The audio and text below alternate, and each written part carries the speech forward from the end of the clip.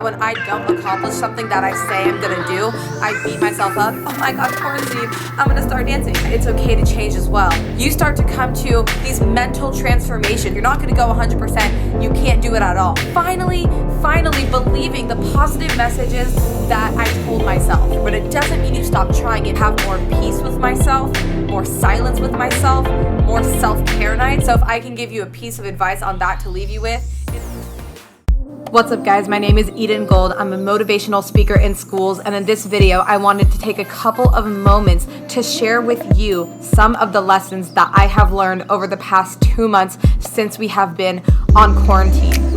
The reason I'm making this video is because there's a lot going on in the world, and I feel like although to an extent we have gotten used to this newish lifestyle, there are still a lot of lessons that we are learning. Some of us slower than faster. Some of us have adapted really well, others haven't. Whether you're young, it's different than when you're older. And I think I can offer a unique perspective, and that I have done so much self-development work over the years that I can truly see quarantine and being on isolation as an opportunity to grow. However, on the other side of that is that I'm such a high achiever, and not even to brag, but I guess I put myself to such high standards, or I have such high standards for myself, that when I don't accomplish something that I say I'm gonna do, I beat myself up, and I beat myself up bad. I have a hard time celebrating myself and celebrating my wins, and having so many goals that I wanted to start working towards on quarantine. When they fall through, or I realize I'm not as passionate about them, I almost get mad at myself. And I understand that that's not the way to look at it, because I have to give grace for myself in the fact that I'm not going to want to continue to do everything that's in my head forever. And basically what I'm saying is, side tangent, that brings me to my first point, which is you should use this as an opportunity to try something new, at least even if it's for a little bit amount of time. Obviously, we've heard around that it takes 3 weeks to develop a new habit or have something stick with you, 21 days. But I don't think you need to spend that long doing something if you realize that you're just being drawn to do something more or something different. I thought I wanted to be a dancer, and so here I am thinking like, oh my God, quarantine, I'm gonna start dancing. And so I started practicing one move, a wave. See, I know, I'm great at it. But I realized after like 2 days of practicing shuffle dancing and trying to do the wave, I was simply being pulled in a different direction that was not that. And rather than pushing myself to do that when, my mind wanted to play piano, or my mind wanted to focus on my shadow boxing, you only have so much time in the day. So it's okay to change your mind, and it's okay to dive into something and realize it's not what you want to do. But if your heart's in the right place and you're being optimistic to the fact that you could find something that really piques your interest, do just that. Have grace for yourself in changing whatever it is whenever you want, but know that you don't have to make any huge decisions right now, Take that creative energy and put it into something, but know that it's okay to change as well. I have tried so many things on quarantine already, and some of them I love, and some of them I'm like, nah, why'd I ever do that? But you just have to keep investing your time and energy into something. And this brings me to my next point, which is if you stick with something, and I'm mostly talking mentally here, if your mind is in the right place and you continue to feed yourself with positive energy, positive messages, and pushing yourself to do things that might be different or out of your comfort zone, although it might seem like a lot of upfront work, because it is, what happens is over time, you start to come to these mental transformations, these epiphanies, and realize things about yourself because you are investing your mental energy into something, and you're learning and you're growing and you're achieving, right? We are our happiest when we're making progress. And one of the things that comes with making progress, both physically and mentally, is mental transformations and physical transformations as well. But let me give you an example of what I mean. I started shadow boxing 2 weeks ago, and I sometimes get into these excessive mindsets, fault of mine, I'm working on it, where I think that if I start something, I have to go on to be the best, or there's no point of even starting it, right? I'm sure some of you can feel me on that if you're not going to go 100%, you can't do it at all. So in my head, I was thinking, okay, after quarantine, I need to get a boxing coach. I need to go full throttle so I can be in a professional boxing match. I do want to be in a professional boxing match, but I started putting this weird, awkward, unrealistic pressure on myself that did not need to be there. And I started getting mad at myself whenever I wouldn't do something that in my head I thought I should do. And although we should have schedules and goals, we should still have grace for the fact that if it doesn't happen, it's okay. This is all fun for now. We're kind of just feeling things out, feeling the vibe of it.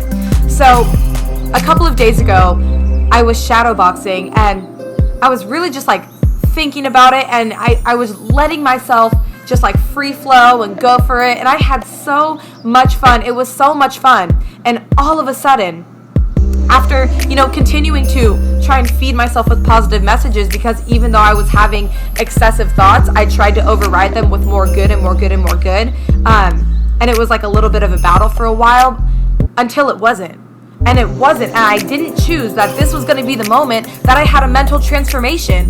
And the mental transformation was me finally believing the positive messages that I told myself. What do I mean by this? Well, you can feed your brain with positivity all the time, but it takes time to override the negative messages that were in our brain, ingrained from God knows where, a family member, growing up, childhood trauma, whatever it is. It takes time to override the in-bed nature of our most detrimental thoughts with the positive ones. But you don't give up. You keep doing it, because you don't get to decide when you're going to have these aha moments. But you will if you keep pushing at it and you don't stop. And I didn't stop because I just know in the back of my heart that one day things are going to fall into place. And there's always going to be that new step, that new chapter I reach into. And that's what happened. I was just shadowboxing, having a good time, and I realized, why am I putting so much pressure on myself? All of this is fun. I don't need to have answers right now. Whatever feels the most right to me at any given time, that's what I'm going to do.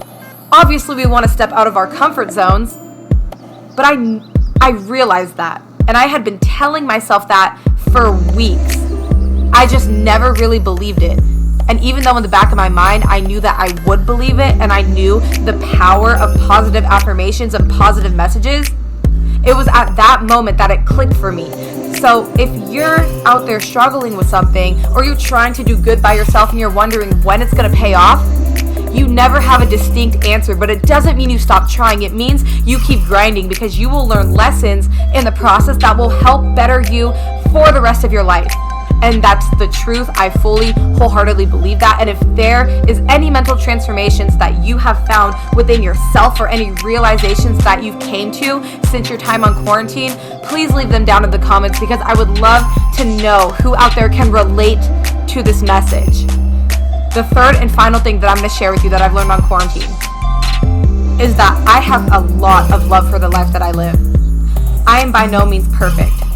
I have a lot of work to do, but I've had so much time to think inwardly and journal and talk about my feelings with people and understand who I am as a person based on the struggles that I've faced in my past and how I've overcame them, that I have a new, deeper love for myself, because I can sit here today having gone through everything that I've gone through. We all have a story, and love myself anyway, because I have that time. I have created that time to have more peace with myself, more silence with myself, more self-care nights, more time to journal, talk to friends, release negative emotions that sometimes in a busy world we don't feel like we have time to work through, because everything is so go, go, go. So if I can give you a piece of advice on that to leave you with, it's to take that extra time for yourself. And I'm not just saying it to say it because everybody's saying it. Everybody's saying do this, do this, do that. But what I'm trying to do is hope that this is the one message that truly relates to you and resonates with you. And if it does, and you want accountability for the things that you're trying to figure out about yourself, or if you're trying to grow, head over to my Instagram at EdenGold_ or the.foreverstudent. Either or is perfectly fine. Tell me that you saw this video and what your goals are that you are trying to reach, and how you're going to incorporate that into your life now, with self-care, with self-love, with grace, with affirmations, whatever that positive combination is for you or might be for you. You know, there's room for, oh my God, I love that for me. My camera just died.